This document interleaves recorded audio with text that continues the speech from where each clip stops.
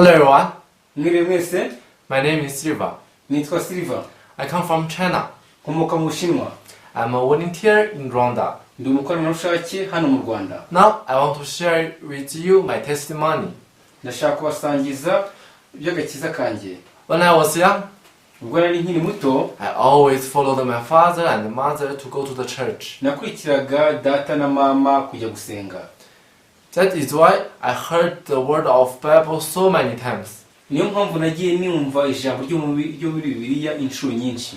And I got to know many stories in the Bible. Nagiye menya inkuru nyinshi zo muri Bibiliya. So I thought that I received salvation. Natekerezaga ko nakiriye agakiza. I'm a good Christian. Ndi umukristo mwiza. But actually it was not so. Mu by'ukuri ntabwo ariko byari bimeze. I would live by myself. Nabaga ku bwanjye. Thought I knew so many words of the Bible. Nubwo nari nzi inkuru nyinshi zo muri Bibiliya.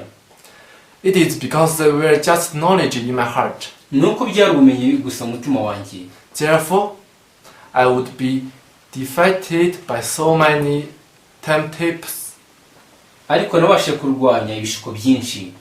and I continue to follow my own way. Ariko nakomeje gukurikira inzira zanjye. In the 2014, Mu bihumbi 2014 I got a chance to attend youth camp. nabashe kwitabira ingando z'urubyiruko. At that time, a teachers who led a group that I belonged to asked us, Umwarimu wari uyoboye groupe nari ndimo yagiye tubaza ibibazo. "Who received salvation? Please raise your hand." Aravuga ngo ese ninde wakiraga uwakiraga nashyira urutoki hejuru. I immediately raised my hand, Nzamura akaboko hejuru, and he divided into two groups, ahita tugabanya amatsinda abiri. and he told everyone to testify their salvation testimony. Abwira buri muntu wese gutanga ubuhamya bw'agakiza ke. I gave my testimony that Jesus died for us, Mitambaho ubuhamya ko Yesu yadupfiriye. and through Jesus' blood we become righteous. Binyuze mu maraso ya Yesu Kristo twahindutse abakiranutsi. After hearing my testimony, Ubuhamya bwanjye, the teacher said, mwarimu aravuga, "What do you say is right, ibyo uvuze ni ukuri, but it is not salvation testimony." ariko ntabwo ari ubuhamya bw'agakiza. Everyone knows that.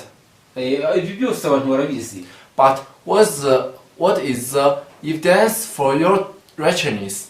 Ariko ibyo no gukiranuka, Actually, I couldn't understand what it meant, mu by'ukuri ntabwo nabasha kubyumva, because I just had it in my head, not in my heart.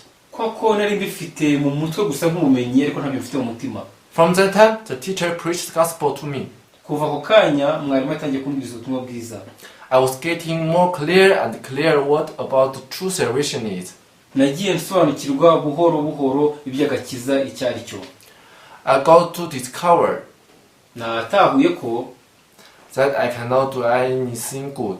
nta kintu kimwe nabasha gukora cyiza.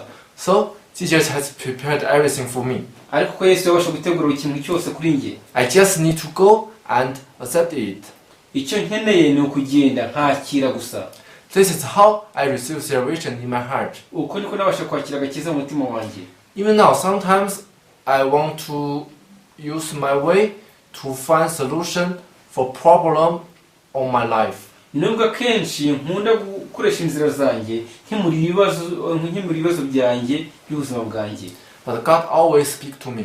Ariko Imana ihora imbwira ngo, "Why you don't believe in me? ese kuki utanyizera? I already prepared everything for you. Nagutegurira buri kimwe cyose. You don't need to take your own way." Ntabwo ukeneye gufata inzira zawe. And I'm very so thankful, Icyo ndabigishima cyane. because of understand what the heart of God, Kuko nabasha gutahura umutima w'Imana. and I'm His son. Ndetse n'umwana wayo. So He will take care of me until end of the world. Kubera ko azanyitaho kugera ku iherezo ry'isi. Thank you for listening to me. Murakoze kuntega amatwi. I want to finish by here. Ndashaka gusoreza hano.